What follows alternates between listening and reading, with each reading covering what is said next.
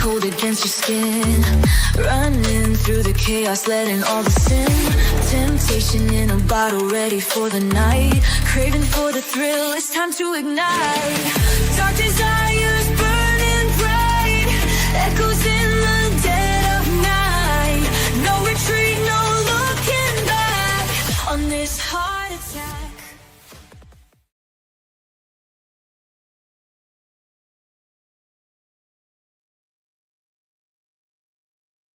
Hey, ladies and gentlemen, good to see you all. Good to be back. A long day today. It's been a long day. It's been a while since we've done a day at court, and today was we're all back there again at the Supreme Court, covering this trial. We are getting to the pointy end of proceedings. Late today in the afternoon, we were given a date, finally, a sentencing date. That sentencing date is 2 weeks from today, September 8th. So September 8th in the morning, we will finally learn what Erin's punishment or sentence will be for her crimes that she's been convicted of. And judging by some of the legal argument today, it looks very likely that Erin could spend the rest of her natural life in prison. The low end of this is like 25 years and a parole date in the future where she would be somewhere in the age of between 75 and 80 years old. The other option here, depending on what Justice Beale decides to go with, would be life in prison with no parole date.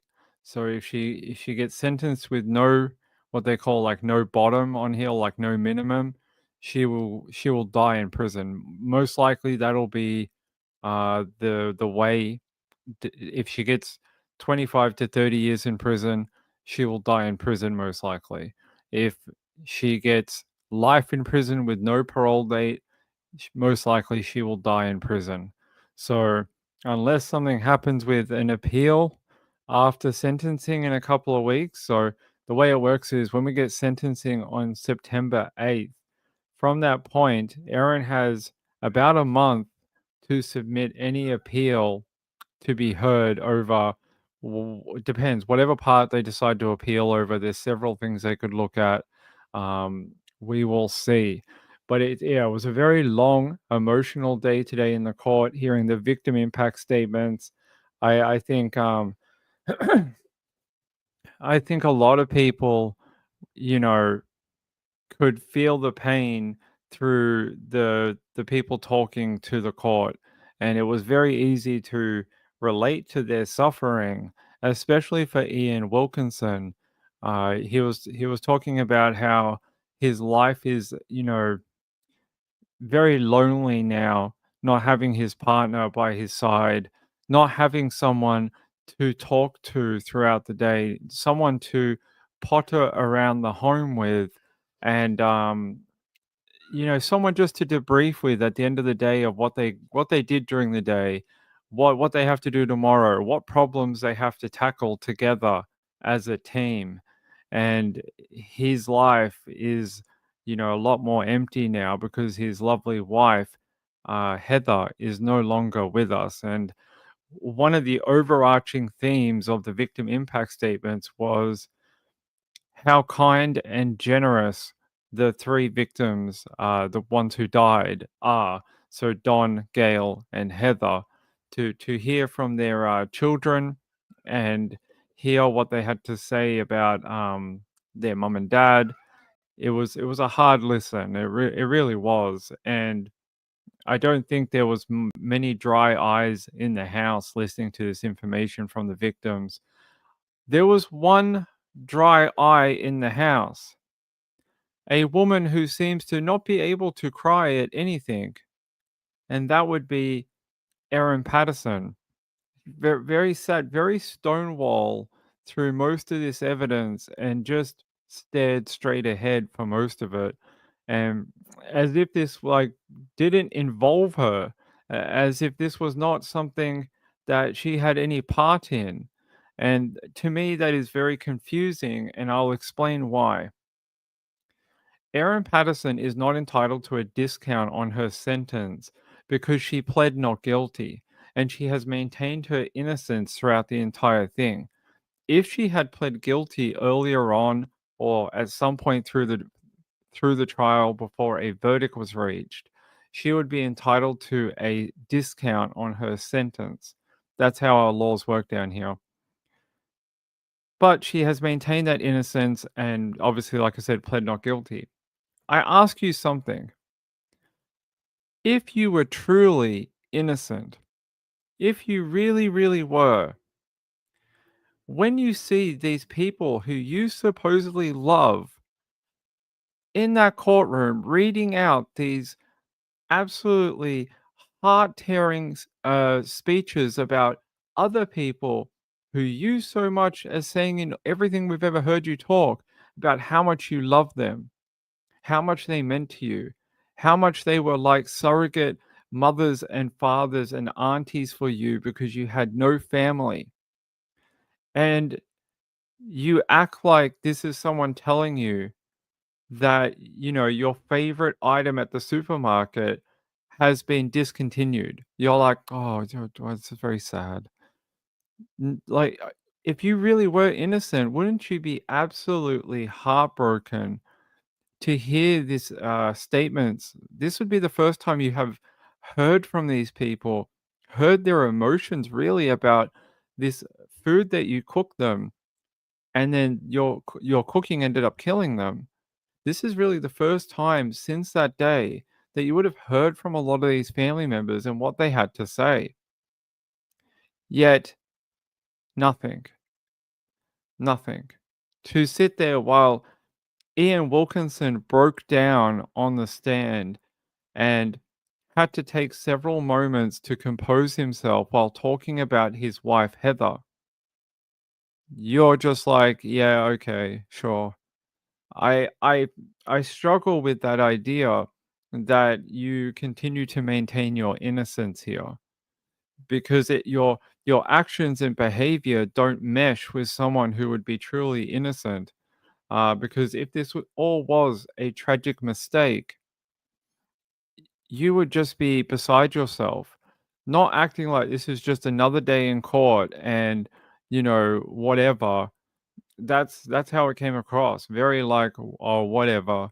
Oh, this is not a big deal." Well, it is because, Erin, you are most likely going to spend the rest of your life in jail, where otherwise you could have been at home with your children and raising them to adulthood. You could have traveled the world, done other things, and continued passions in your life that you talked about. But apparently, those things don't mean anything. You're happy to sit in a jail cell uh, over this act. The prosecution this afternoon brought up something that I had brought up several times throughout the trial as a point that if she was truly innocent, I I thought this is something that would have happened too, and it's this. The prosecution brought up near the end of the day in mitigating circumstances that had she really been truthful, had she really been innocent, had she been really remorseful, that in those crucial hours at the hospital, that she would have been the first one to speak up and talk about mushrooms, that I put wild mushrooms. Don't even have to mention that they're death cap, just mushrooms, and that they're wild, you forage for them. If she had done this, there is no saying that it would have saved anyone's life. There's no saying that Don, Gale, and Heather would be here today, but it would have provided some basis to say that this meshes with her defense, that this was all an accident. The fact that that was never done, that Erin never spoke a word to any of those medical personnel, to me speaks volumes that just like everything with Erin Patterson, we can't believe a word she says because she's a liar. It goes back to her credibility. and she doesn't have any. So that to me has always been a pivotal point in this entire case. The fact that she never spoke up early on in that hospital setting. It, like I said, it may have never saved their lives. They could have died anyway, but it would have shown us a glimmer of someone who, you know, maybe realized a mistake, maybe knew that they had done something wrong, something that they cared enough for these people to not worry about what the repercussions might be for themselves, but to try and save the people they hurt. So there you go.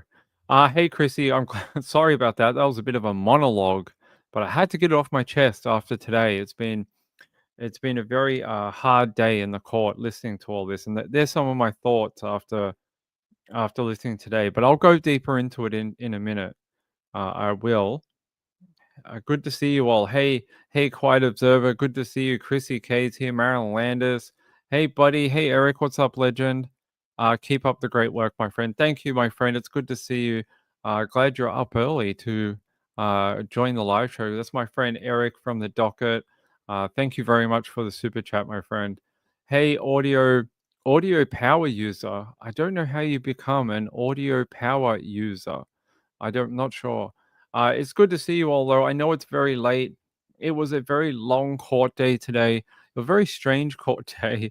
We got into court about 10:30 this morning, and we ran through these victim impact statements, but they went a lot quicker than I think any of us sort of anticipated. A couple of weeks ago, when we were at the court, sort of organizing this plea hearing today, the prosecution was like, we are going to hear from lots of people, so many people that we might need 2 days booked in to do this.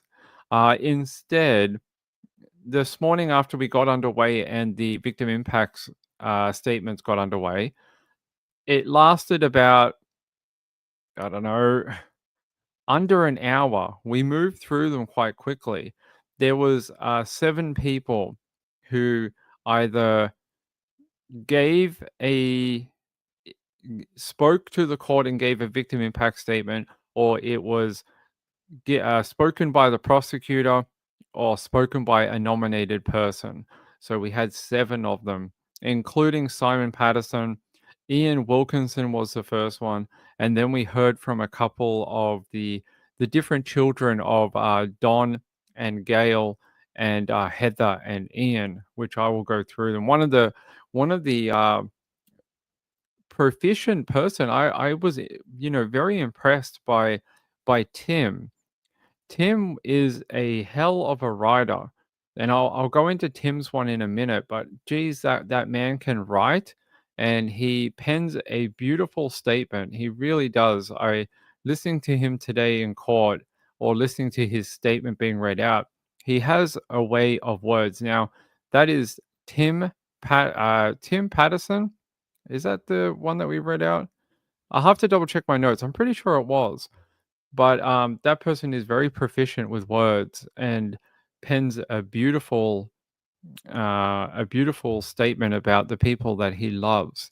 It was probably my favorite one all day, and just listening to it, it was written with love. It really was.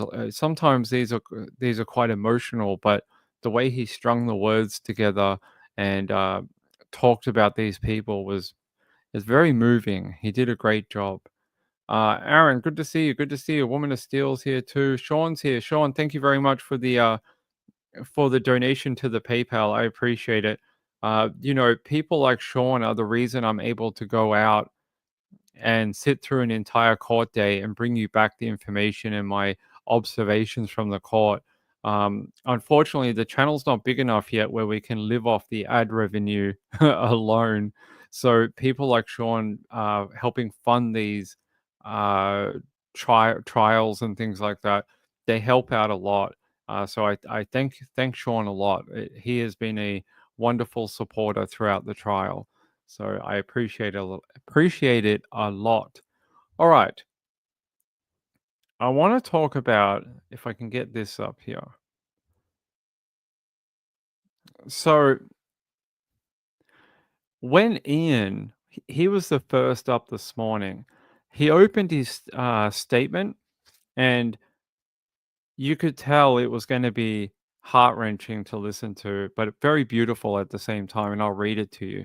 He said, "Your Honor, I would like to begin with a few words about my beautiful wife, Heather. He says, she was a compassionate, intelligent, brave, witty, and simply a delightful person who loved sharing life with others like everyone else. She had faults, but she actively sought to overcome them so that she could live peacefully and constructively with all people. She was generous in her attitudes and with her resources. If she could help somebody, she would."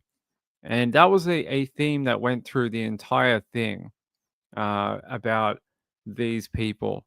It was a lot of stories about how generous these people were, how much they were loved by not only their families, but also their community, and how much they are missed.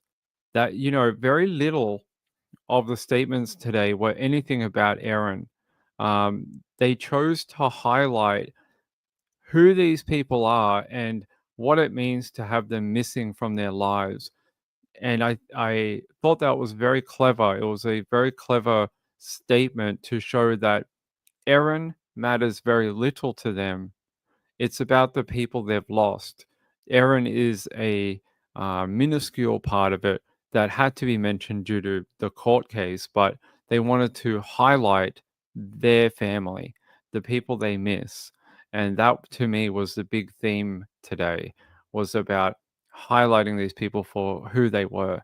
And Ian goes on and said, Heather had a great sense of humor, and it was a joy to be in her company. She loved learning and had a special interest in languages. She was a wonderful wife. We shared a very close marriage relationship for 44 years. Heather was always supportive and encouraging to me. She was wise and had skills that made up for my shortcomings. Together, we faced life as a team, and we delighted in each other's company. We shared a lot of common interests and yet encouraged each other in our own particular interests. Heather was a great mother to our 4 children. We decided together that she would be a stay at home mom. She loved our children and believed her greatest work was to raise them to be good people with values of care for each other in the family, and for other people beyond the family. I think that the way our children conducted themselves through the crisis of our illness and the subsequent legal proceedings is a testament to her mothering skills. Our children were thrown into an unprecedented situation in which they suddenly had to take medical responsibility for the lives of their parents. The trauma that they experienced at their mother's death and at my near death has left deep wounds. I'm deeply grieved by their ongoing pain. So there you go. A little bit of Ian's statement to the court, his victim impact statement. And we learn a little bit about Heather, special interest in languages and learning. And they said that, he says here she's a wonderful wife. They shared a very close marriage for 44 years. That's a long time, hey? 44 years to be together. Uh, you know, she sounded like a lovely lady. And I think he's right. I think he's right with his statement here that he says, I think that the way our children conducted themselves through the crisis of our illness and the subsequent legal proceedings is a testament to her mothering skills. You know, they say, and we talk about in true crime, oftentimes we wonder why things turn out the way they do. And sometimes we point to parenting and say, these people obviously were not instilled with great ethics or a moral compass. But it sounds like Ian believes that his children were. obviously through part of him, but definitely through their mother. So yeah, lovely message. It was very hard to hear it, and I'm going to try find the bit here. This one here. So Ian did talk about um, Erin a little bit, and he says here, I'm distressed that Erin has acted with callous and calculated disregard for my life and the lives of those I love. What foolishness possesses a person to think that murder could be the solution to their problems, especially the murder of people who only had good intentions towards her? Erin has brought deep sorrow and grief into my life and the lives of many others. The ripples that spread out through family, friends, our church congregation, the local community, and beyond. In regards to the many harms done to me, I make an offer of forgiveness to Erin. He says, I have no power or responsibility to forgive harms done to others in regards to the murder of Heather, Gail, and Don. He says, I am compelled to seek justice. However, I encourage Erin to receive my offer of forgiveness for those harms done to me with full confession and repentance. I bear her no ill will. My prayer for her is that she will use her time in jail wisely to become a better person. Now, I am no longer Erin Patterson's victim, and she has become the victim of my kindness. He finished his statement with, Thank you for hearing me. And I thought this was the most powerful message he had today, was to flip Erin's offending against him onto her, um, to say that he is no longer a victim of Erin Patterson, and that he would he forgives her, but would like full confession and repentance, and she is now a victim of his kindness and forgiveness. I think that was an amazing way of showing basically that once she is sentenced and this process is done, he will move on. And Aaron's part in this to him is gone. It's over. And for his own sake and his family's sake, that you know he can't hold on to the anger and things that were done to him. This is a great message. It was really interesting to hear. Yeah, he said she has to confess and repent for his forgiveness. Yeah, I don't think she will, since she pled not guilty and has never expressed remorse. But an amazing message from Ian. I'll read that again here. He says, I have no power or responsibility to forgive harms done to others. In regards to the murder of Heather, Gail, and Don, I am compelled to seek justice. However, I encourage Erin to receive my offer of forgiveness for those harms done to me with full confession and repentance. I bear her no ill will. So there you go. I don't think we're going to get it. I don't know. I don't know if he means full confession to the Lord, since he is a very religious man. I don't know if he means confession in the front of the court. I don't know if he means in public, or maybe he means just to herself, that she can confess to what she did. Um, I don't know, but yeah, he's a great man. Woman has still said, "What a what a good, kind man. Very smart movie, and it was brilliant."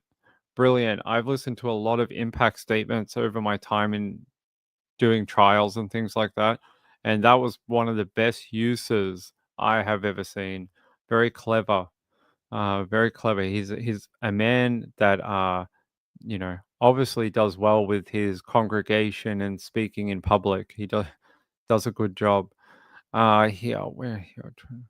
I want. There's another bit. He talks about his health, and he says here he praises God and the medical staff for his miraculous healing.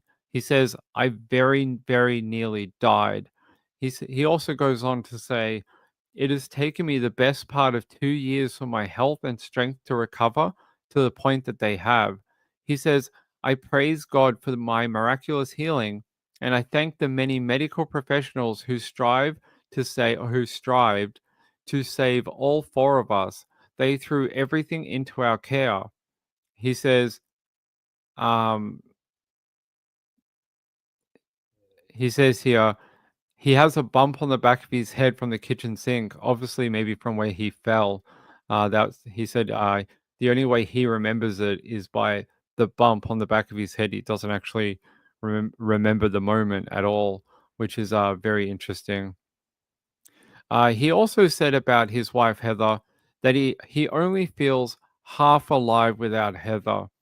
He said, "My consolation is that we will be reunited in the resurrection and the age to come." In a similar vein, the second heaviest impact on me has been the loss of Don and Gail. They were the next two closest people to me after Heather and our family, and again, they were good, solid people. No doubt their families will say more about them, but I would like to acknowledge their good character and their constructive influence on my life. So yeah, he paid a little bit of respect to his friends and family members. Let me see here. All right. All right, so there we go. By the way, I wanted to show you this. This is from the Mail. I wanted to show you a photo that they had in the paper today. I thought you guys might like to see it. Um, had a cameraman waiting for Erin today at the courthouse, and I thought I'd show you a photo. So here's Erin getting out of her secure transport from prison and being led into the courtroom. So there you go, a bit of a updated view. We didn't get very many photos of Erin. Chrissy K said a lot of people would not be willing to forgive. He is a stronger man than most. You know, later on in his victim impact statement, he talks about um, what he is still suffering after that, if after being poisoned, and he said he still suffers with his strength and that it had never fully returned after the poisoning. He also said he still suffers from respiratory issues uh, due to the hospital, the transplant, the poisoning. So he is a very strong man and unfortunately has a daily reminder not only of his wife being missing, good work, Ping, his wife being killed and murdered in a very awful way. But he has these health side effects that have not seemed to have gone away in the 2 years since the poisoning event. Yeah, still suffering from respiratory issues.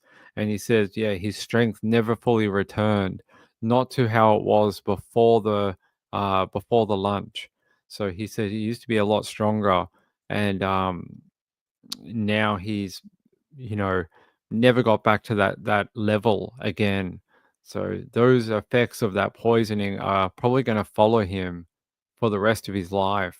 And I think that's one of the questions I got at trial was how is Ian? And I gave the best answer I could, which was he looks okay, and he does. When you see Ian pottering around, I actually saw him this morning, very briefly. I won't say where, but I did see him very briefly this morning.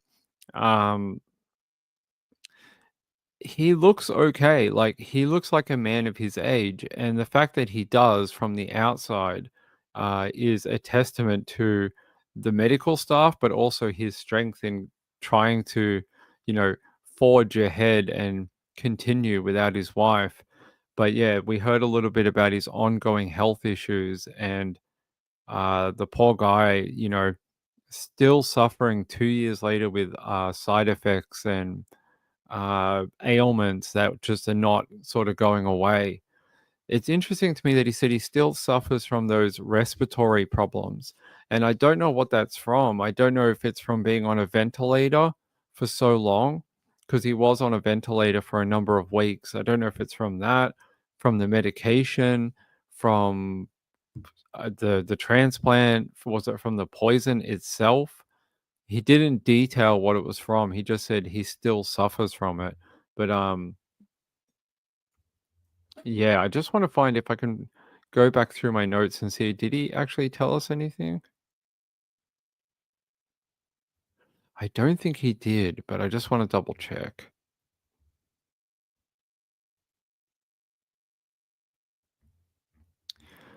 Um,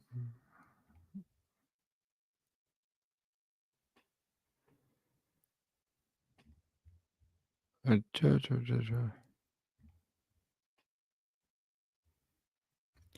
Yeah, so there were 28 victim impact statements that were tendered to the court. We heard from 7. So 21 were given to the court but not read out in an open court. And what that means is they will just be for the judge to read. He said he did read them over the weekend, and he described the the effects of Erin's offending. He described it as, we heard about a ripple effect in Ian's statement, right? A ripple effect. So, like, it rippled through the family, what happened to everyone. The judge said it's more like a tsunami hit 4 generations of both families.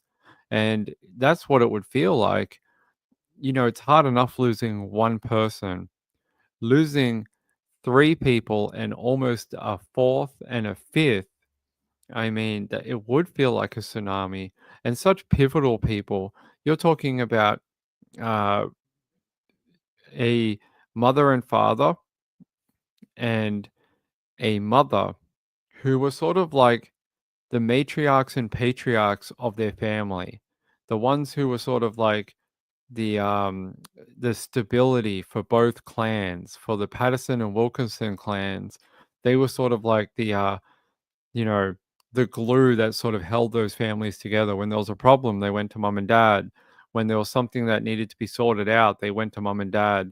And now they're not able to do that. So those children are having to take on a completely different role within their families now that their mother and father and their mother are gone. So we did hear a little bit about that too. It's very, very heartbreaking to hear. I just want to move down a little bit. Ruth Dubois is someone we heard from at trial a few times, and Ruth is Ian and Heather's daughter. And one of the things that she brought up in her victim impact statement, I think it's something we all thought. She said that Erin had the opportunity to stop. She had the opportunity at many points to cancel her plan here, to walk away from her poisoning endeavors, and that she never did. Not when she picked the mushrooms, not when she got the dehydrator, not when she invited her parents to lunch, not before the lunch, not when shopping for the ingredients for the lunch, not when making the food for the lunch. That she had many opportunities to just stop, and that she never did. And she says that, and I'll quote it here. Ruth said that she cannot understand why Erin didn't stop. How could someone plot the lunch for months, then sit through the lunch of casual conversation, then seek to recommence a normal life afterwards? She says her family's kindest qualities were used as a lure to lure them to their deaths. Yeah, and I agree, she did. She led them into a false sense of security by having that lunch like a month earlier and nothing going wrong, and then inviting them for another meal, and then inviting Ian and Heather. Uh, it was Don and Gail at the first lunch, and then in the second lunch, Ian and Heather came along as well. It just put everyone in a false sense of security that, oh, there's no problems here, everything's okay. Even if Don and Gail knew a little bit about Simon's thoughts about this poisoning, what they just thought the problems were between Erin and Simon. Not, she wasn't going to attack any other people in the family. But like Ruth said, she had ample opportunities to stop, to rethink what was going to happen. And she says, you know, having this lunch where these people had come to talk about her issues, her health issues, and how to break this news to the children. They had come to be a support for Erin. And I'm guessing that makes it even worse. A lot of the details we heard in the victim impact statements was how generous all three of these people were with their time. If someone needed help, they would go and help. And that's what they were doing with Erin. They were supporting her as best they could. And their way of supporting her was to go, listen, and counsel or console her in the problems she was facing by herself, really, because her and Simon were separated at the time. But, we heard in the trial that Erin thought that she was being pushed out of the family circle. I struggle with that idea, even though there is a little bit of evidence that their relationship slightly changed after the separation.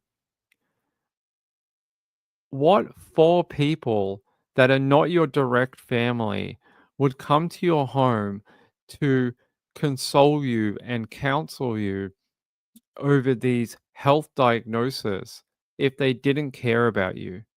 I think that shows a very loving and caring family to put down whatever they were going to do that day.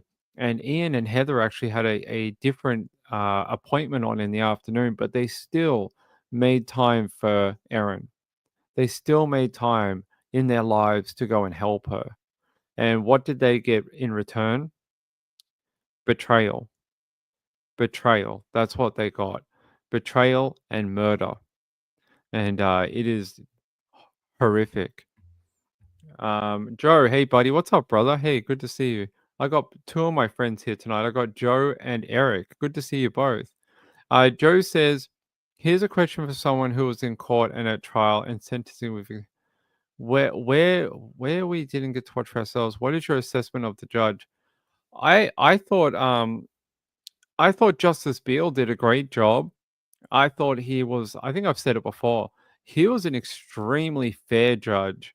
Throughout my time listening to Justice Beale throughout the trial, I came away with a image of a man who is compassionate, fair, and always has time for everyone. That's my assessment of Justice Beale. He had time for everyone during the trial. If the prosecution needed time, he would find the time for them. If the defense needed time, he would find the time for them. Nothing was ever a rush.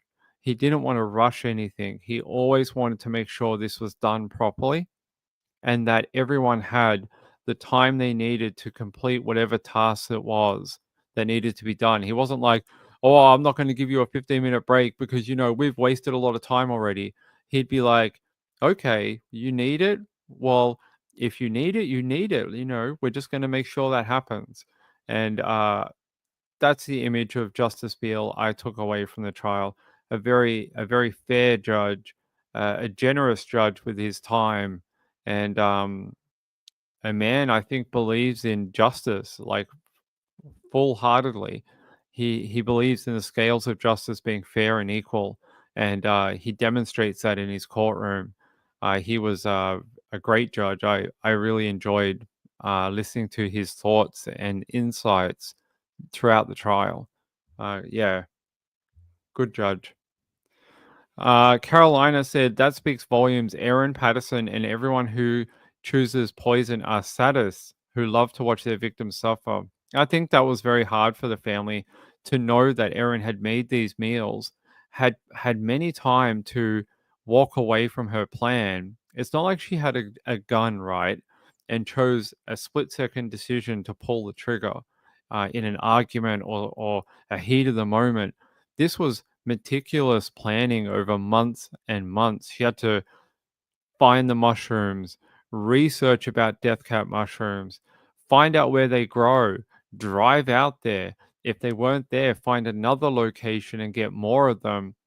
She had to go home, prepare them, dehydrate them, make this health issue over many months to lure Don and Gail, and by extension Ian and Heather in and make this lunch where it's such a big deal that she might have cancer or some sort of deadly diagnosis.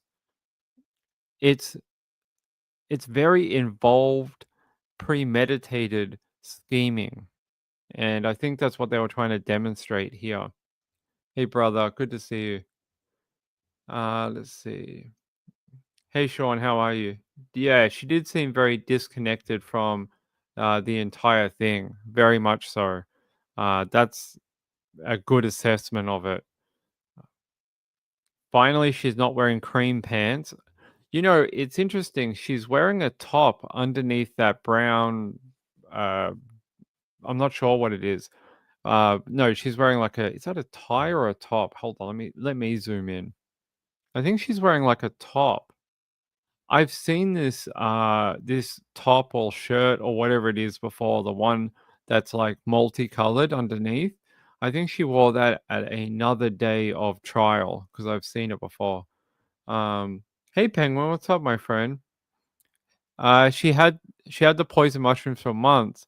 Do you think the earlier dinner with the in-laws was going to be poisoned even then, but she backed out? I don't know. I sort of like the idea that she used it as a way of like luring them in for the lunch in July. You might be right, but I've not seen anything about that. But it is an interesting thought though. Audio power. Hey, to think she had been accepted into a nursing course in 2023. Hey, she might have been another Lucy Letby if that happened. Maybe Lucy Letby. Let's see. Who else questions do we have? Hey, Chrissy K, how are you? She preyed on their kindness. Yeah, very, very kind people. You know, I struggled with the defense's idea that somehow the family were being very mean to her. I just, none of the information, none of the text messages, like, what kind of family member is being mean to you when they keep in their diary the days that you're having medical appointments to make sure they remember to check up on you, to make sure they can send you a text message and say, "Hey, are you okay? How are you doing with your medical appointment?" And Gail did that like religiously. She would, if Erin told her she was going on the 22nd of next month, Gail would put it in her diary. And then on the 22nd, maybe on the 23rd, even, Gail would write to her in text message through the Signal app and be like, Erin, how are you going? How did the appointment go? Is everything okay? What person who's trying to cut you out of their life would do that? I just don't see it. What I see is very kind people who didn't want to get in the way of their son's relationship problems and possible separation and divorce, but still wanted to be fair to Erin. And I struggle to see any kind of meanness or deliberately ostracizing Erin. I think they just didn't want to be involved in the separation. They just wanted to take on their roles that they normally had, which is to support people. So, hey, Ross, how are you? Ross Atkins. Hey, good to see you. High five for you. Good to have you here, Ross. Thanks for being here. I appreciate everyone. All right, let's talk about a bit more. So we were supposed to go back tomorrow for a second day of hearings. That is no longer happening, and we're moving straight to sentencing on the 8th of September in 2 weeks' time. So there won't be another court day tomorrow. So we were supposed to go back for Monday and Tuesday. They were able to get it all done today, and yeah, that's it. There'll be no day at court tomorrow. All right, let me see what. Why, by the way, court was so busy. I read a thing today. It wasn't like that when I was down there, but if I can do this, open. Yeah, this is the side alley, the side street to the courthouse, and you see how many media are hanging around here.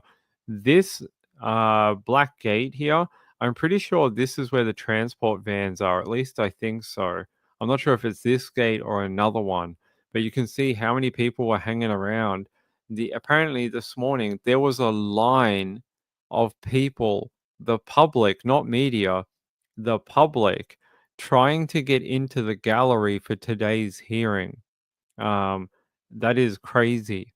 A line of people like it's a movie theater trying to get in to see Erin Patterson in the courtroom. That I've never heard of anything like that before. A line of people waiting to get in. Let's see. Yeah, one of the things that we didn't, or at least not publicly, get to see is we didn't see Erin provide a statement in her own defense. Now, that can happen, but we didn't see one today. So that's one thing. Hey, Marco, what's up? Marco said, was there anything about the Munchausen or mental health defense to try and reduce the sentence? The defense did bring up something about in the evidence, there was a couple of times where it was suggested that she might have like something like Asperger's, but eh, I think they ended up saying that there wasn't enough evidence to support it. So I don't know what will come of that, but it was mentioned a couple of times during the trial.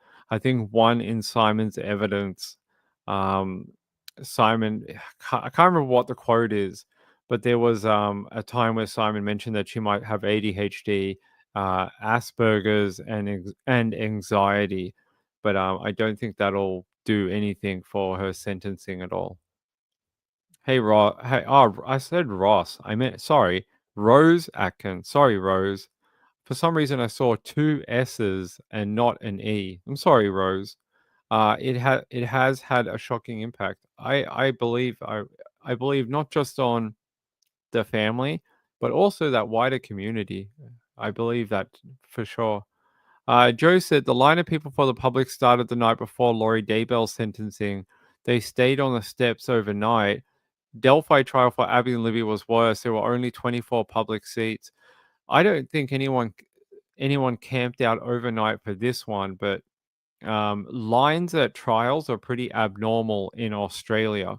I know lines at trials in America are pretty common, especially for big cases, but not really. It's not really a thing here, not in Victoria. Anyway, like I said, the Victorian Supreme Court told us that this trial was the largest trial in recent Supreme Court history. The largest. There has been no other that even rivals this particular trial in a very long time. Maybe since the 90s or 80s, maybe, but not anytime recently. Let's see what else we can talk about. Actually, one of the things we'll get off the victim impact statements for a second. There was a little bit this afternoon about what Erin's life is like in prison. That was very interesting to hear about. They were talking about what does Erin have in prison, and they were saying here that Erin's life in prison is very isolated. She she was put into an isolation type section, and that she only gets to have about 1 hour a day out. And they said here, uh, she has refused to engage with forensic intervention services provided at the jail and is entitled to about 1 hour a day out of her cell. One of the women that was giving some evidence today, her name is Miss Hosking. She said that Patterson hadn't used any of the chaplain services and has access to a leisure center which has a treadmill. The court also heard that she is a keen crocheter who has a lot of wool and crochet equipment in her cell. She also has a TV and computer, her own pillows, her own homemade blankets, a hair straightener, and a fan in her cell. Miss Hosking said to the court that once Patterson is sentenced, she'll be able to apply to do education. Right now, she can't do it because they were explaining that people who haven't been sentenced yet, there's no there's no idea of how long they're going to be in the jail.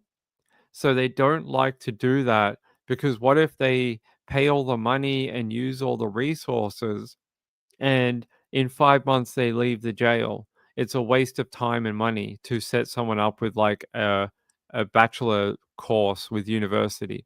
But once they're sentenced, if they're in jail for a long sentence, then they can have access to education. And I think they were saying that was something that Erin is interested in at some point. So they were describing this cell that Erin is in, and they were saying that it's not very big, and that her meals are delivered via this what they call a trapdoor, and yeah, it's a very small area that she's not allowed to communicate with other people in public, like face to face, because it's a safety issue for her and other prisoners. So a lot of things have to be worked around that. So she's unfortunately or fortunately in a very restrictive environment where even just to do simple things, she has to be escorted places around the prison. And that's quite difficult. They were saying that they unfortunately have a lot of understaffing at times, which makes these type of things quite difficult. Here, Ms. Hoskins said the Gordon unit inmates are not permitted to have contact with other prisoners until there's been an application made and an assessment done. The women who are in Gordon are there for a range of reasons, but all of them require restrictive environments. Some of it's behavioral, some of it's for their safety, some of it is mental health concerns that result in poor behavior. It's not a mental health unit. There is a specific unit for those suffering from mental illness, but there are some people whose behavior require a higher level of restriction. So when a person wishes to mix, there is an application process and then an assessment process to make some determination about the safety of everybody in that process. The court heard that Patterson may be able to leave the Gordon unit at some point in the future. They were unable to say when, because it's sort of like how big is a piece of string or how long is a piece of string. They were saying things like her notoriety and her case and trial being on the TV often increases the risk profile. So for at least now and the foreseeable future, she may not be moved to a less restrictive environment until everything sort of calms down. So they would have to wait for that to happen. Um, Here, I'll get you some more information. Yeah. The court heard that Erin needed two guards to watch her every time she was moved around the jail, and she could only enter the library at the jail on a Monday or a Friday. And Colin Mandy claimed his client asked for access to the library every Friday, but could only use it if no one else in the Gordon unit is in there. As a result, Erin Patterson has accessed it only a handful of times for 20 minutes, according to Mr. Mandy. He also claimed that Patterson had asked for access to the lounge with the treadmill regularly, but has never been able to access it because other prisoners were in the room. So there you go. Here, Patterson. Yeah. No, sorry. Miss Hosking, who gave evidence to the court today, said Patterson's high profile would impact her safety going forward, and she accepted that she could not say whether Patterson would ever leave the Gordon unit again. And they're saying they don't know how long that higher risk profile will go for, whether it's 1 year or 25 years. Being that this is one of the highest profile trials in Victorian Supreme Court history, they don't know. They've not dealt with something like this in quite a long time. So to give a number is not they're not able to. So they were saying that they don't know if she'll ever be moved to a less restrictive environment anytime in the near future. So Erin will have to spend a lot of her near future in the isolated Gordon unit, which, like I said, she's in her cell for about 23 hours a day, and she only has very limited access to outside of her cell. Um, yeah, apparently she has a little courtyard that is something like 1 meter by 1 meter or something like that, 1.5 meters by 1 meter, where she can have the door open and step out slightly, but it's very, very small. It's just sort of like um, it's sort of like a Juliet balcony, but it's on the floor, if that makes sense. So if you've ever seen a Juliet balcony, it's sort of like a small version of that, but on a flat surface. So sort of like that. So very, very tiny, very tiny. Uh, yeah, Mr. Mandy has categorized his client's offending as grave and conceded a life sentence was the only sentence available for the court to hand down. However, Colin Mandy said his client should receive a non parole period of 30 years, which will mean Patterson will be 80 when she is eligible for early release. Colin Mandy said the conditions Patterson was forced to endure should mitigate the minimum jail term. He also said that Erin was likely to spend her entire sentence caged within that Gordon unit. He said that Erin would always be at risk from other prisoners and therefore faced a life in effective isolation. The court heard Erin was being kept in appalling conditions in jail.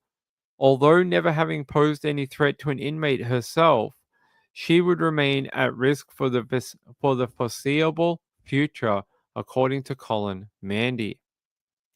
Um, Later in the day, Justice Beale asked Colin Mandy about his written submissions to the court, where he referred to his client as having Asperger's syndrome.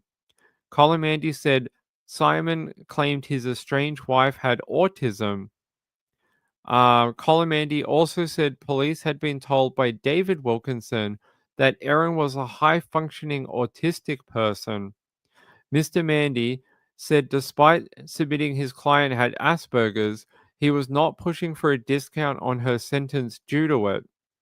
He said he simply wanted to raise it to show that his client did harder time in jail because of it. And he was explaining that her people that have autism and Asperger's often live on routine. And he was saying that her routine in the daily routine in the jail is always interrupted or changed or moved around or not followed at all. And he was saying this is one of the things that is a problem for Erin. So there you go. All right. Give me a sec. I need a drink. 1 minute.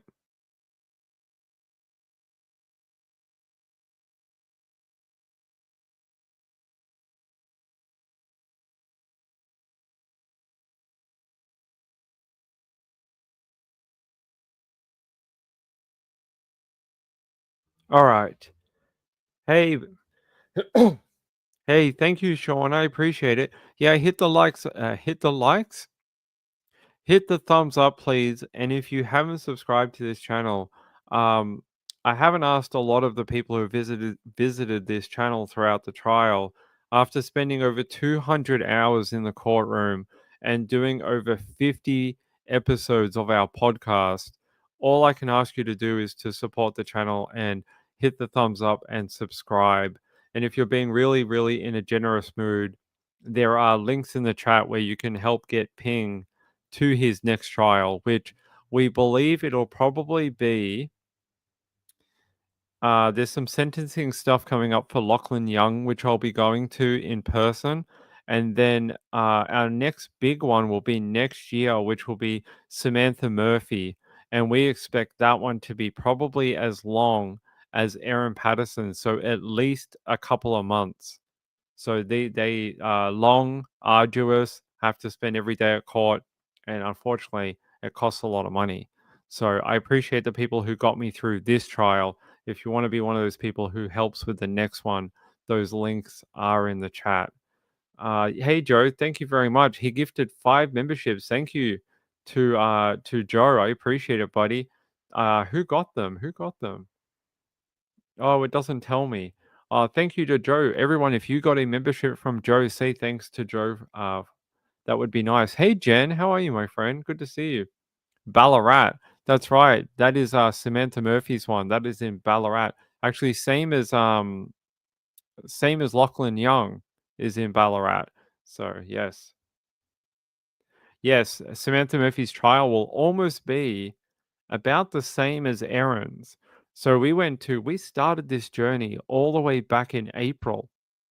Back in April, the end of April. That's how long Ping has been going to trial and coming home and doing this and giving you the latest information from the court since April. It's been months and months and months. But Samantha Murphy's trial is actually in April as well. So we're basically going to do this all over again.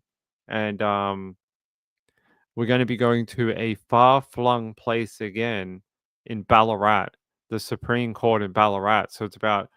So we went 2 hours out of Melbourne to the east of Melbourne. This time we're probably going to go about 3 hours west of Melbourne, which is where Ballarat is. So we're going to the outskirts to go to these trials. For some reason, we can't seem to get a trial that's in Melbourne. We keep getting these trials that are on the outskirts of Victoria. So it just seems to be how it is. Good to see you all. Hey, thanks for being here. Hey, Chipmunk. Glad to be you. Glad to be you? No, glad that you could be here.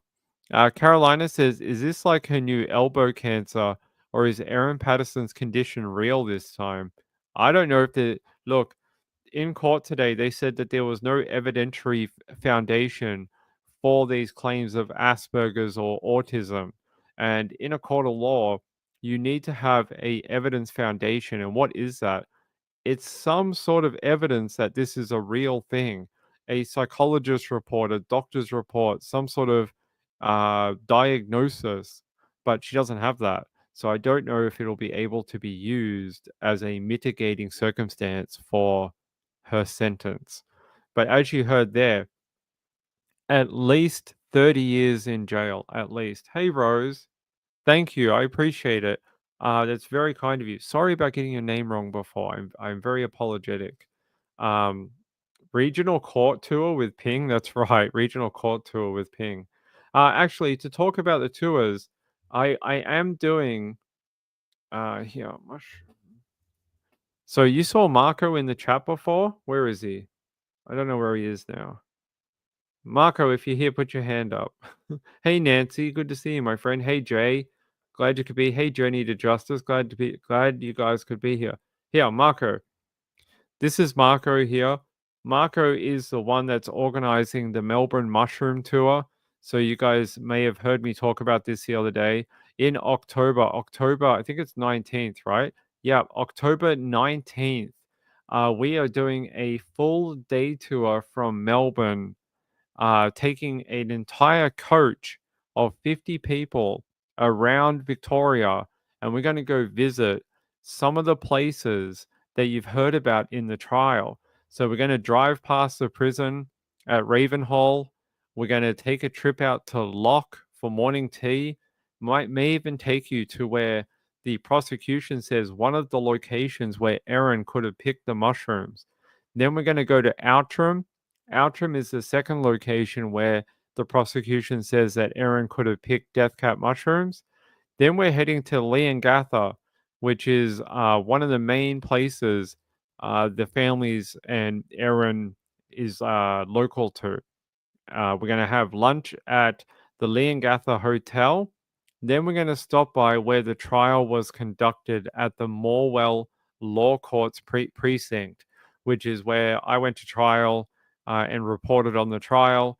Erin went to trial there. It's where everyone was based at for like 10 weeks of 10, 11 weeks of time.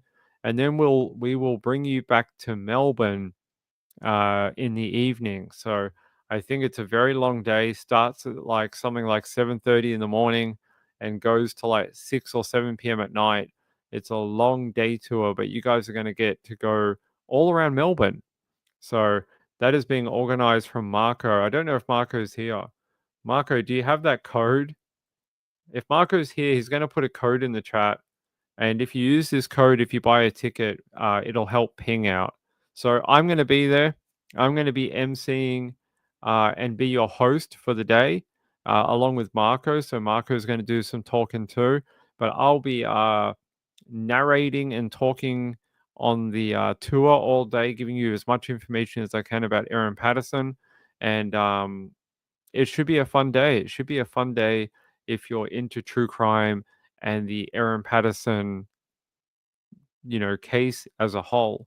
So I hope you come along, hang out with Ping for the day, and I'll be there. I'll be at the front of the bus. I'll be giving you talks. I'll give you information from the trial about each location, and I'll be telling you some of the things that you may not have heard, in the mainstream media. I'll give you all the secret informations on the tour. So you guys will have a great day, and I'll be there. You want to come and meet me? You want to come and have a fun day talking mushroom murders? Buy a ticket. So I will put some information in the chat about a code you can use when you purchase a ticket, which will it just puts a bit of coin in Ping's pocket. That's all it does. Gives Ping a few dollars for it. So hey, Grace, good to see you. Yeah, it should be a fun time. I hope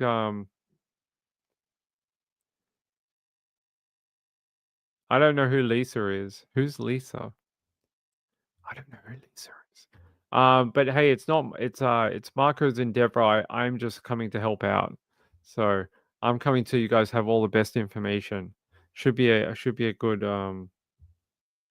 night. Thanks, Sean. The people who got the memberships was Nancy, Marjorie. Hey, good to see Marjorie. Aussie, Trisha, Mountain Bee, and Betsy. A good amount of people who got the memberships. I'm happy for that. So, but yeah, I think it'll be a fun day. Fun day for everyone, and it's just a good way for us to like hang out and have some fun.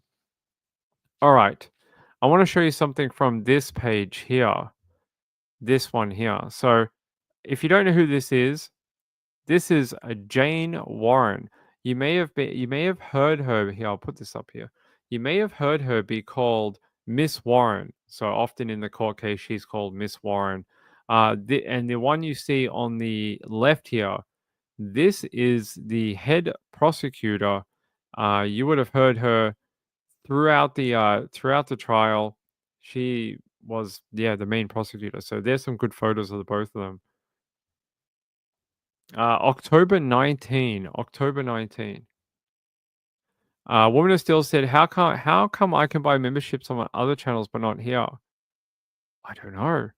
You should be able to just click the I don't know. I'm not sure.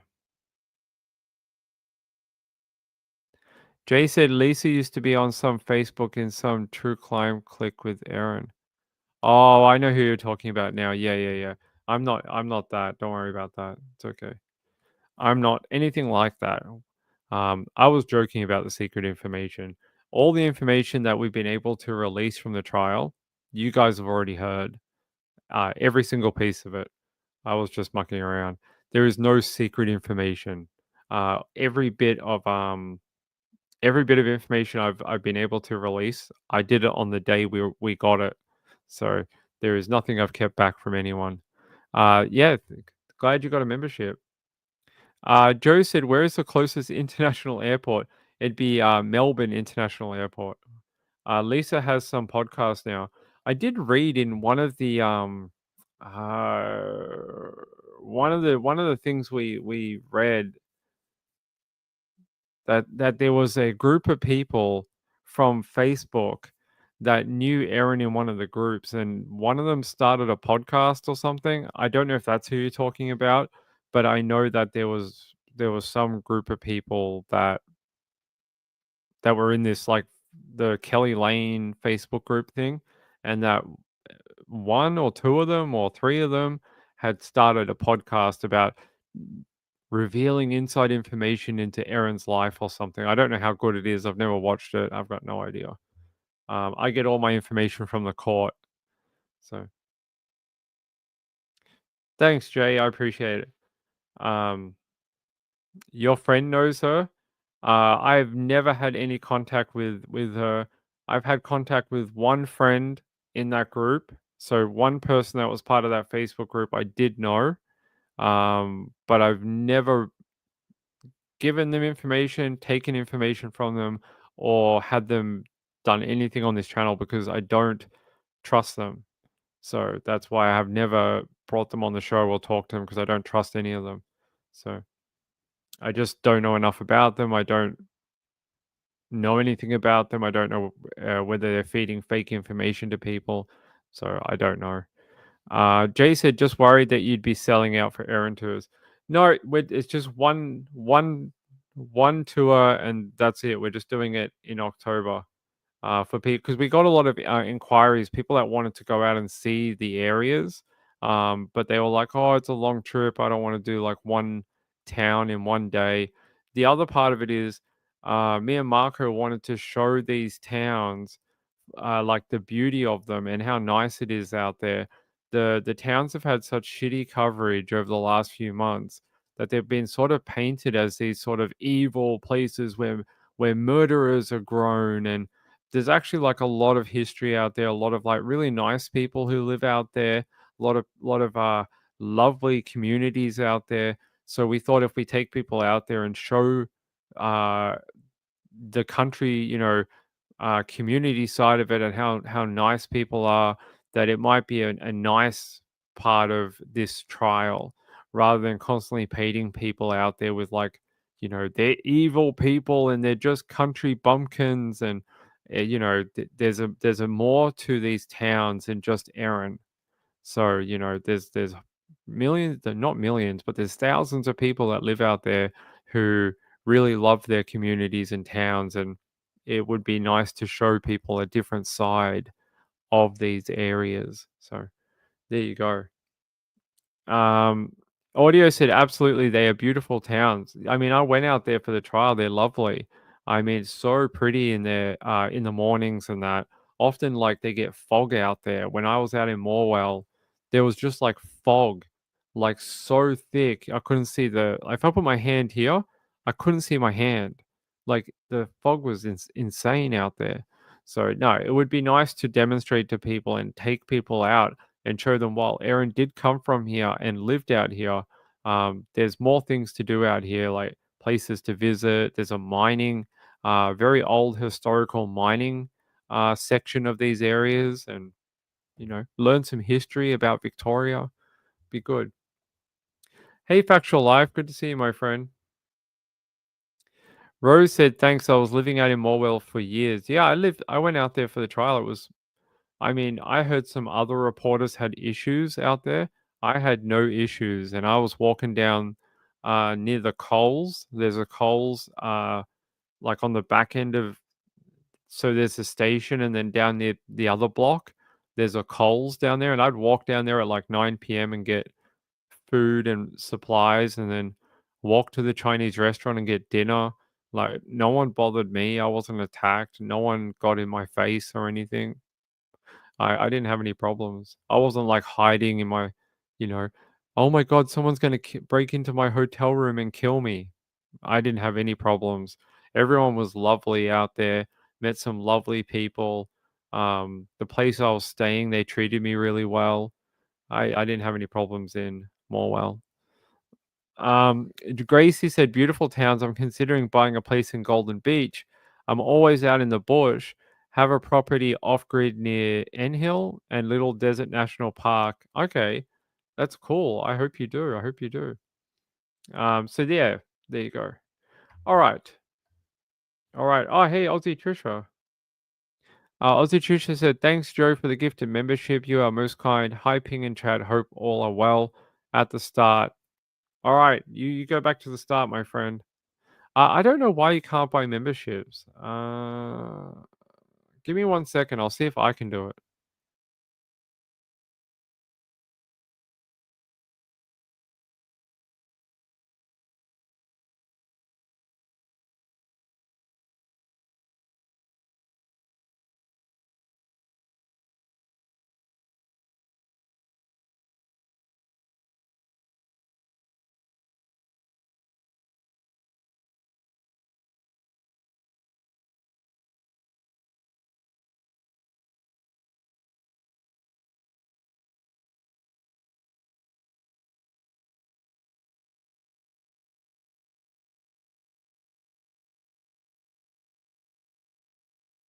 All right, I'm on my own page.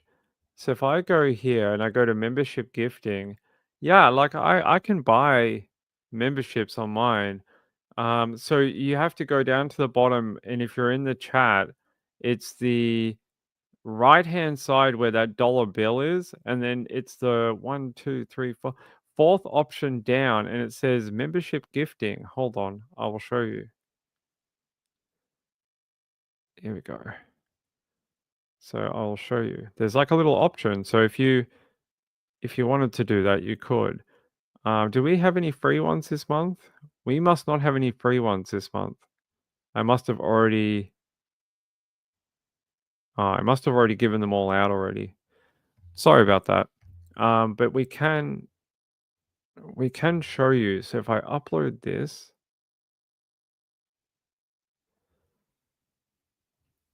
for some reason, I don't know why some people can see it and some can't.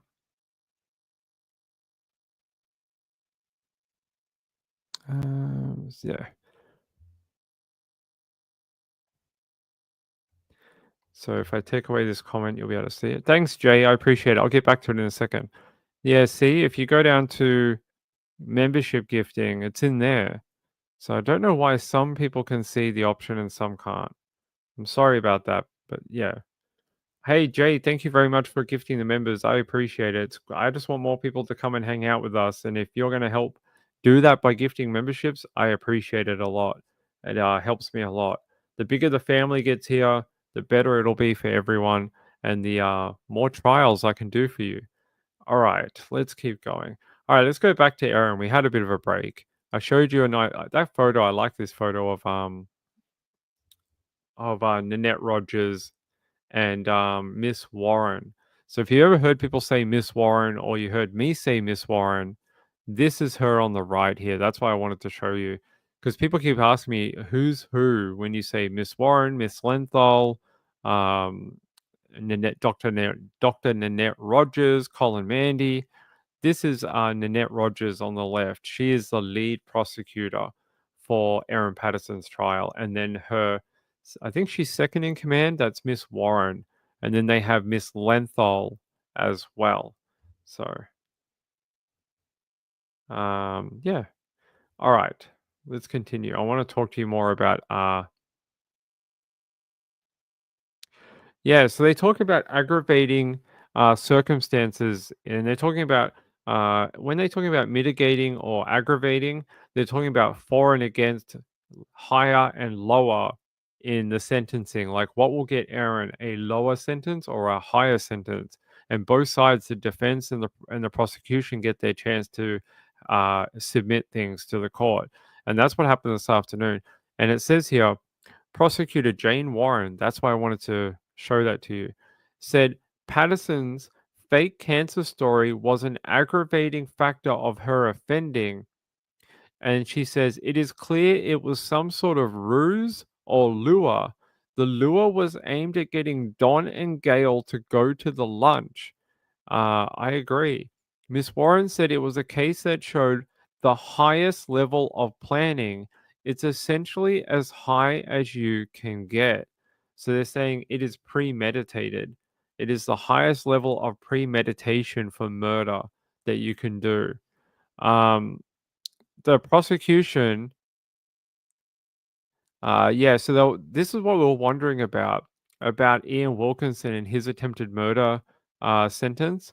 They're saying it'll probably be 25 years for the attempted murder charge, and they reckon that these charges are most likely going to be served concurrently. So there will be no consecutive here. It's not like they're going to do the grouping of three murder charges and then attempted murder will be served consecutively. It sounds like all four charges most likely will be served concurrently. And what does that mean? Well, basically, they'll all be served at the same time, and whatever the lead or head sentence will be the highest, and that is what she'll serve. So, if say if she got 30 years minimum and then life in prison. And then for the attempted murder, she got 25 years, but they're served concurrently. She's not getting out after 25 years. She basically has to serve the highest sentence.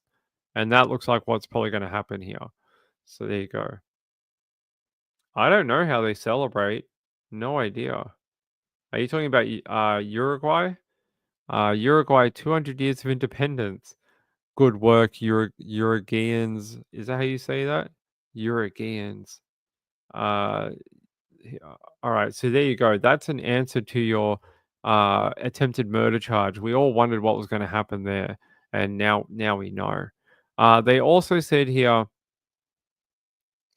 that one of the things that they're saying about these aggravating circumstances were the photos found on Patterson's SD card, including images of death cap mushrooms in the dehydrator, that these were damning.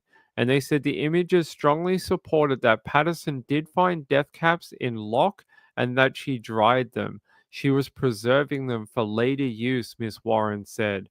Miss Warren said it was quite extraordinary that on May 28th, Patterson had the intention to use death caps, but her intention to kill only came when she invited her guests to lunch on July 16. She submitted to Justice Beale that even if he couldn't find Patterson's sourced death caps from Locke, she nonetheless had sourced deadly fungi. The prosecution said Patterson had sourced, dried, and stored death cap mushrooms with the intention to use them to kill by at least the 4th of May, 2023. Um, so that's a lot of planning and thought. Like you think in May, like Ruth said, so Ian and Heather's daughter, she's had months to back out of this, consider a different option. Sort of be like, oh, I was so angry at the time. I've cooled down now. That was a really dumb idea. I'm not going to go kill someone with death cap mushrooms. But no, she persisted. And that's where the aggravating circumstances come into play, is that she basically powered through for months thinking that, yes, this is what I want to do. I want to poison people with death cap mushrooms.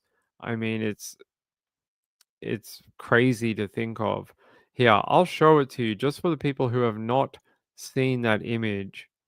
I will show it to you if Ping can find it. Is it that one? No. We have a lot of bloody evidence, unfortunately. Hold on. Not that one. We've had a lot of evidence. This one? Okay. It would be images found.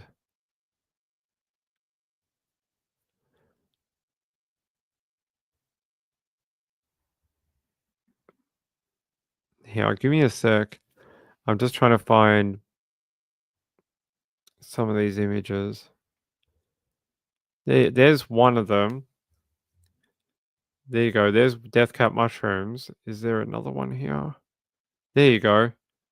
There's the images that they're talking about that are so damning.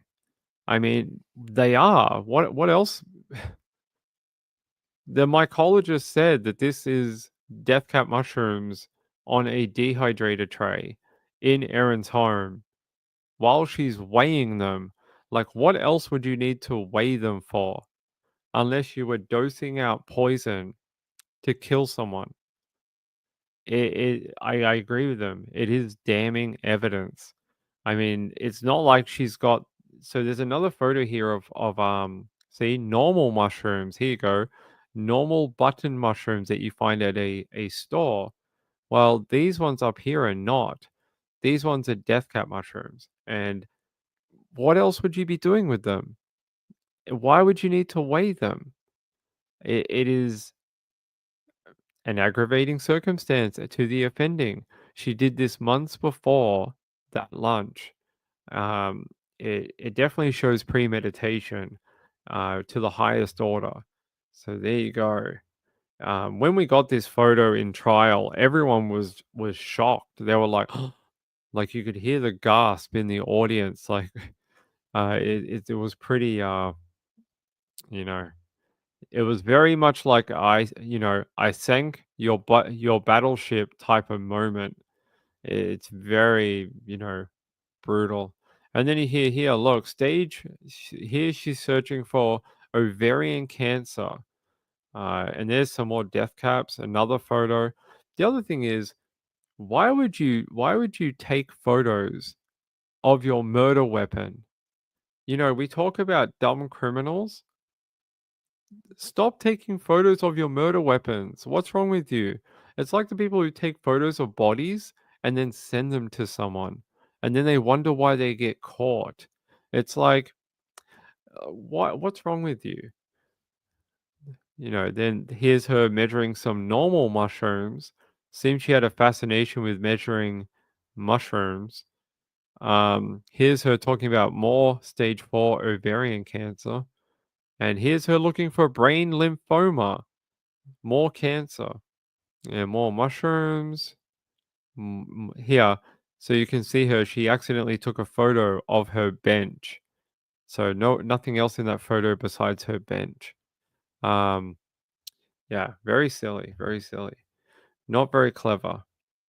Yeah, what else have we got to show you?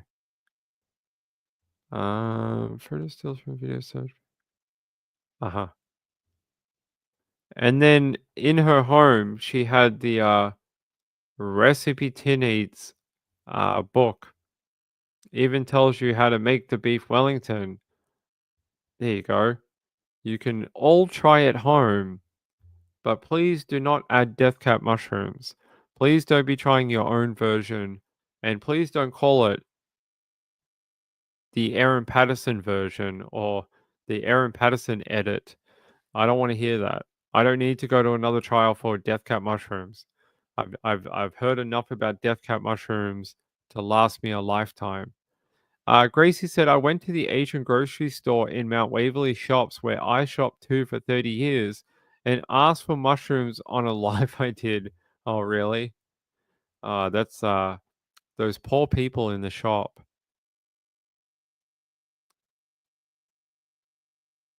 Carolina.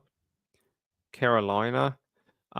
Jay said, it's a worst case of a slap in the face for someone who thinks they're way smarter than anyone else.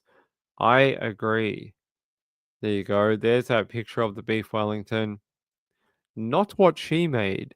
One of the prosecution's arguments was if she had never made this recipe before, why did she not make that? And then today we heard that the prosecution believes the reason she didn't make this and she made the individual portions was to protect herself from accidentally poisoning herself. That's what the prosecution contends is the reason that she deviated from this recipe so heavily. It was so that she didn't accidentally eat the wrong one or a portion of it. I mean, I can imagine if you made this beef Wellington that's in the recipe, how would you somehow give them death cap mushrooms and somehow you not? You would have to make two of them.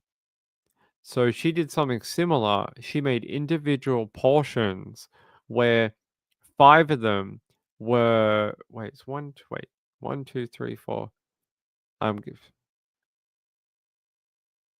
yeah, it'd be five of them. So Simon, Heather, Ian, Gail, and Don. Five poisonous ones and one that is not poisoned, the one that she made and ate for herself. So that's what she did. She basically made little tiny ones.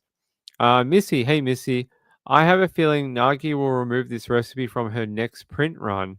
She was very upset when she found out that this recipe was used by Erin to kill her in-laws. I did see the press release that she put out. Basically, she said she was beside herself that something that she had made with love had turned into something that had killed people. She was very, very upset. Yeah. You're cooking a chicken Kiev? I like chicken Kiev. Rose says, yep, and didn't follow the recipe. Yeah, she did not. You're right. Texas Roadrunner, good to see you, my friend. Good to have you. Glad that everyone could be here tonight. Yeah, there we go. Oh shoot, it's like 10 o'clock. Okay. We'll go for a little bit longer, okay? And then I gotta go. Tomorrow, what are we gonna do tomorrow for the show? Tomorrow we are gonna run through all of the victim impact statements from start to finish. I know tonight we sort of didn't, and I gave you just updates from the day. But tomorrow morning, because we don't have court tomorrow, I'll have some more time to run through everything and edit everything, and we will go from start to finish. So, but I hope you got some really good updates so far today. It's been a long day, strange day. We sort of had a disjointed court day. We started in the morning at 10:30. We had the victim impact statements, and then we got out about what was it, like 20 past 11, and then we had a break until 2:15. So we had like a 3-hour break, and then we came back in the afternoon and then had a few more hours. So we had a weird disjointed court day today. Hey, Audio Power, I appreciate it. What time tomorrow? Um,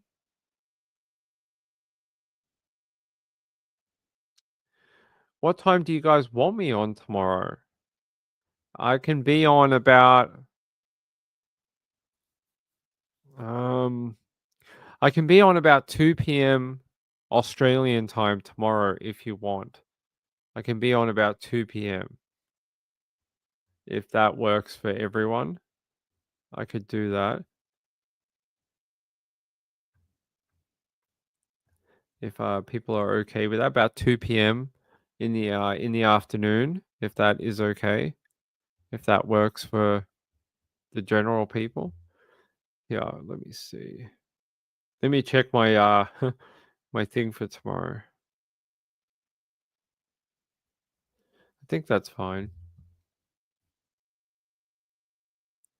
Oh, so for people who missed out, after they got through all this aggravating circumstances, they decided on on a date for sentencing, and the judge said he wanted it to happen within a fortnight.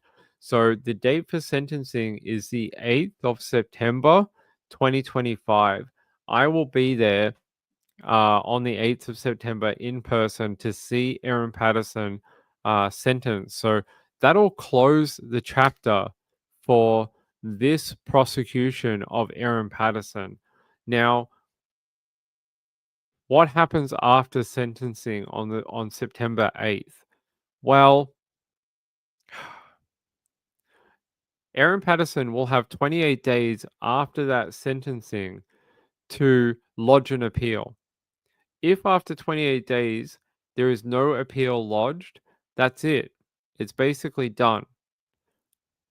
Are we expecting an appeal? Most likely. Most likely. Most people who are sentenced to life sentences often try and appeal. So while this sort of from prosecution to the end of the trial will be closed and finished, we may have an appeal at some point. So while we'll sort of be done with this part of it, there may be a little bit extra coming up, but I don't know when it would go to appeal. I don't know if it would happen this year. I don't know if it would be marked down for 2026, but there is that possibility. So just be aware that it may happen like that. Oh, yes. So I'll finish on this. So Miss Warren spoke on submissions to Patterson's time in jail while saying the court should show the cruel killer no mercy. The prosecutor said although the case will hold its notoriety, Patterson herself will soon be forgotten. She said, speaking to Patterson's jail conditions, she said she accepted it was relevant consideration in sentencing her. Justice Beale said he did have his concerns about it. She's been in her cell mostly for 22 hours every day. It doesn't sound very humane. And that is from Justice Beale. Justice Beale said Patterson's notoriety was likely to continue and could contribute to her being kept in isolation for much of her sentence.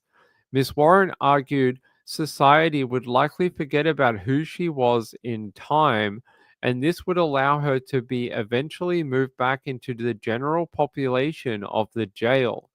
She used Martin Bryant, who is responsible for the Port Arthur massacre, as an example, suggesting people aged in their 20s today may not even know who he is, and suggested that this may be the case with Erin Patterson. Justice Beale asked if there had been any TV shows made about Martin Bryant, and Miss Warren said she was not sure, but added Netflix now makes shows about everything. Miss Warren also called on Justice Beale to dismiss any suggestion Patterson has Asperger's. She said, "It is a crime that is so cruel, so horrific, that the offender here should be shown no mercy from the court." Justice Beale said, "I agree with you that the offending here is horrendous." And that is it. That'll take us to September 8th in 2 weeks' time for Erin Patterson's sentencing hearing. Carolina said, "Ping, was the different colored dinnerware brought up in her trial?" Yes, it was brought up. Um, it was brought up several times at the trial. Erin's defense tried to claim that there was no gray plates at her home, but the prosecution contends that they believe that Erin Patterson threw them out, that Erin got rid of them, got rid of evidence. So here, I can show them to you. Hold on. I have some photos of the plates they found in her home. So these were the plates found in her home. I don't know what color you call that up there, whether some person might describe them as gray, but and there's one that is red. That's up to your interpretation, but here's some more plates for you. I don't know, but the prosecution thinks that the gray plates that were used at the lunch were thrown away after the lunch. So there you go. Jay said, "What an amazing update. Thank you. I appreciate it. There will be more to come tomorrow. We probably have a lot more of the victim impact statements to read out in full. You heard a few of them tonight, but I think I have another four. That's five, Ping. Four. I have to go back to do my numbers with the count on Sesame Street. That is five, Ping. Five. The number five. This is four. There you go. Um, yeah, we have like another four to read out, but what I want to do tomorrow is I want to read them out in full, like was heard in the courtroom. I just need a little bit more time to work on that for tomorrow. But I hope I brought you enough today where you got enough information about what it was like in that courtroom today, what information we heard today, and sort of yeah, what what it was like. I can tell you that there were so many people at the courthouse today. It was a busy day. I can tell you when I was at the courthouse throughout the trial, there were days where it was busy, and especially when Erin was put on the stand, it was very busy. But for most days, it was pretty easy to get in and out the court.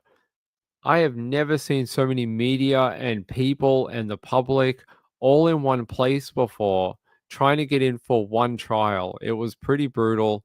Very busy day for the court. A lot of media there, a lot of media people, a lot of cameras. Maybe you'll see Ping in the background with a backpack walking behind a camera. Keep an eye out. If you see me in any footage on the news, let me know. Gracie said, "Ping, I'm sharing your channel. See if you get thousands more. My channel is so small, but big reach." I hope so. I've worked very hard at this case. It's been 2 years of my life. And I don't know if there's anyone that knows more about Erin Patterson besides her family and Erin Patterson. So, yeah. Hey, I love you all very much. It's been a great day, long day. I'm tired. Gracie said, "How was the weather there?" Today was actually a nice day compared to last week. Last week it was freezing in Melbourne. It was like 2 degrees overnight, but today was actually pretty good. It was actually a nice day in Melbourne, so not like last week. Oh, I appreciate it. I appreciate it. Zen said, "How's your wife feeling?" She's doing okay. It's a little up and down, unfortunately. Some days are good, some days are not as good. But at least she's home. At least she's out of the hospital and not trapped in that bloody room in the hospital anymore. So that's good. Yeah, thank you, Audio Power User. Nice to meet you. Glad to have you here. Joe Schmo said, I made it on East Idaho news footage of LVD a couple of times. I'm not proud. I didn't have my makeup done properly. I didn't either, Joe. It's okay. We can be makeupless together. It's okay. Gracie said, let people know how to find your channel. Yes, unfortunately, I can't post it in the chat, but if you let people know, you can do that. Hey, Nancy, good to see you, my friend. Chrissy K, thanks for being here. I appreciate it. Tune back in tomorrow afternoon around 2 p.m. and I will give you a lot more. We'll do a lot more sort of in-depth version of today tomorrow afternoon, and I will run you through everything that I can. Okay? Peace out. Love you all. Hope that was a good update for everyone. And we're slowly inching towards the finish line. Very slowly, but we're almost there. I want to say thank you to these people. I want to say thank you to Eric, my friend. Thank you very much. Penguin, thank you very much for the super chat. Sean, it's always appreciated, my friend. Joe for the gifted memberships. Thank you. Rose Atkins, thank you for contributing to the next trial. I appreciate that very much. Woman of Steel, thank you for your continued support as always. My friend Aussie Trisha, yes, thank you. Good to see you again, my friend. I hope you're keeping well out there. And thank you for helping me out during the trial. I appreciate it. Jay for gifting the 5 memberships. Thank you very much. And Gracie for telling us all about her trip to the Asian grocery store. That was a pretty funny comment. Thank you very much. And to my friend Vicky K and to Sean again in the PayPal. Thank you very much. I appreciate it. Without your support, I'm not able to dedicate this much time to bringing you like all this evidence. We were one of the only channels that gave you all the evidence in one go. Things that a lot of the mainstream media didn't put out, I put out, and I can't do that without people's support. So I appreciate it. Love you all. See you tomorrow around 2 p.m. Good night, everyone. Bye.